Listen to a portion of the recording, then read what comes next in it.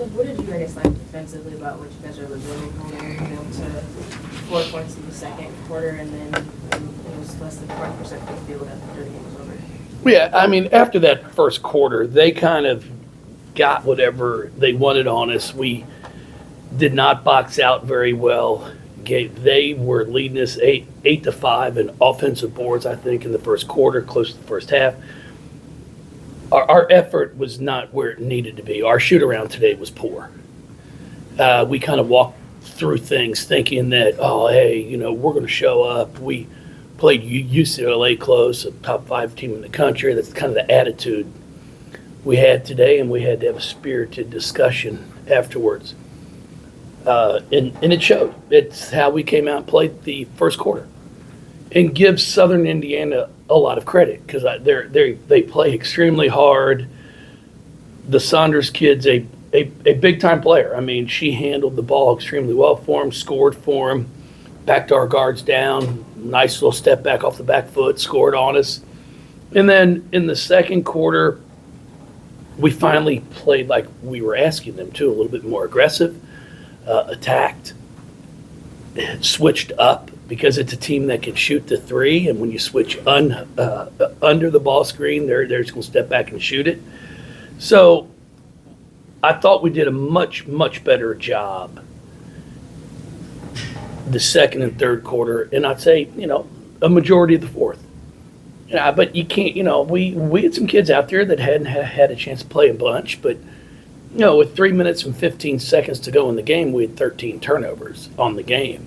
And I know when you look at it now, it's like, they turned the ball over 19 times. That's too many turnovers. We had 6 in the last 3 minutes. Well, of course, it's terrible. So, those are areas, I don't care who's out there on the floor. You can't turn the ball over. I mean, it's like I try to tell them, throw it to the player that's wearing the same colored jersey that you have on. I know it's a crazy concept, but a couple of us struggle with that right now. Olivia Coughlin was really strong in there for you tonight, Coach. She seems to be really comfortable with the starting lineup out there. Yeah, she played well. She played really, really well. I thought she did a great job for us of rebounding the basketball, and really when we made that run in the second quarter, she was a big part of not necessarily scoring all the time, but getting the rebound, the outlet, and we pushed it, and we're able to score in transition.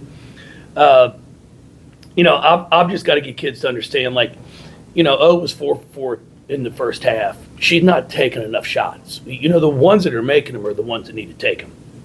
So, and I know that's a crazy concept too, but I'm trying to teach that. What's a good shot? And when somebody's making them, risk comes out and goes 3 for 3, look for the next time down the floor. I'm not saying she's got to shoot it, but they're probably going to fly at her because she just hit 3, and maybe they go at her, then she can throw one in the post and we score. So trying to get kids to understand what's a good shot and what's a bad shot, and all because you take it does not mean it's a good one. So hopefully we can continue to get that addressed and fixed, because I think we have a chance to be a really good ball club, but we also have a chance to be very average. And that's not what I expect us to be, and that's just because we have to learn the game. Some of the things that you actually took away from the Paris trip that you brought in today and implemented? Well, I mean, it's not like we did anything new basketball wise, but our trip was fantastic. Everyone really enjoyed it. Very good cultural experience for all of our kids. They were wonderful. I thought we played well, just not well enough to win. But I think a lot of people after seeing us play were impressed. But overall, and besides the basketball part of it, I've got a great group of young ladies that carry themselves extremely well, represent our university, their families, our city. And when you have that and you don't have to worry about, okay, what are they going to do? Because I gave them free time. I wanted them to be able to walk around and go to a cafe and eat and explore Paris some. Because if you're going to take a trip like that, that's what you're supposed to do. Who wants to? If you're going to make them stay in a hotel and only go out when we go out as a team, I mean, you might as well just stay here. So it was a great trip. talked a lot about Julia's defense, but I mean, she had 9 assists on Monday and 4 assists today. I mean, how well do you feel like she just kind of commands the court and just being able to be that floor general? You know what? She's been playing really, really well, and she's a joy to coach. I said in my post-game radio, she played the least amount of minutes of any of our starters, and she was on that bench cheering for every single kid. She had 4 assists, 1 turnover, 4 of 6 assists, 4 of 6 from the field, 6 rebounds in 16 minutes of play. It's pretty impressive. But again, the fact that she's cheering everyone else on just speaks volumes for who she is. And I said in my postgame, she reminds me a little bit of Durr from that sense. You know, games where we were up in that 17-18 season, you know, you're up 25-30, and there were quite a few of them that year that I'm like, Asia, I'll get you back in some in the fourth quarter. She's like, Coach, don't worry about it. I'm fine. Everybody else wants to play too. You know, and that's something that you don't find very often, because everybody, I went back in. Like, everybody wants the chance to play. So I appreciate that from her. O's been the same way. Nyla only played 17 minutes tonight, but we were able to get some other kids some opportunity to see the floor and play. And then it gives me a chance to evaluate them as well. So, you know, we'll keep pushing forward. We've got a big game at UT Martin on Tuesday.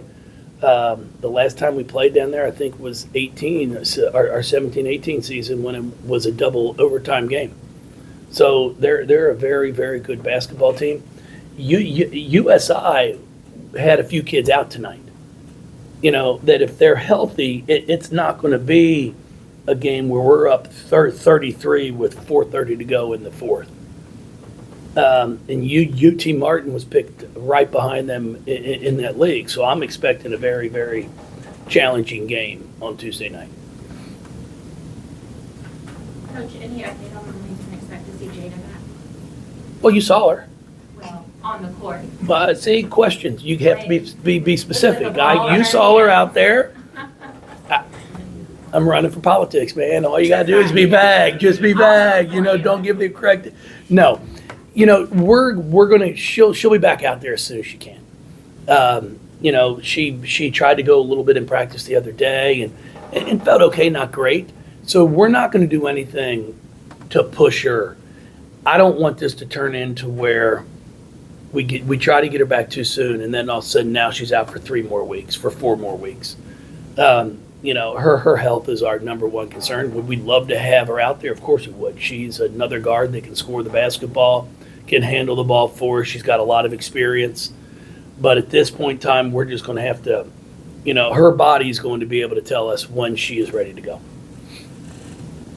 You mentioned some of those younger players on the SEO, so that her first minutes after redshirting last year, and I got in, easily played some more minutes. I mean, what did you see from especially those bigger players that can help you there in the paint? Well, we're going to have they've got to continue to work and develop. You know, Sosa's one that, you know, she's got great size. Now it's a matter of getting command and control of her body when she's out there, knowing also what's going on. See, that's the challenge I have for a lot of our kids. It's the one thing I took a lot of great pride in when I was in college. I never played a whole bunch. But when I got in the game, I sure as hell knew what to do. And see, I've got a few that don't know what to do because they don't pay attention. It's the old, you know, on the end of the bench, I don't ever get a chance, I don't give her a chance, and they call your name, you're like, oh shit.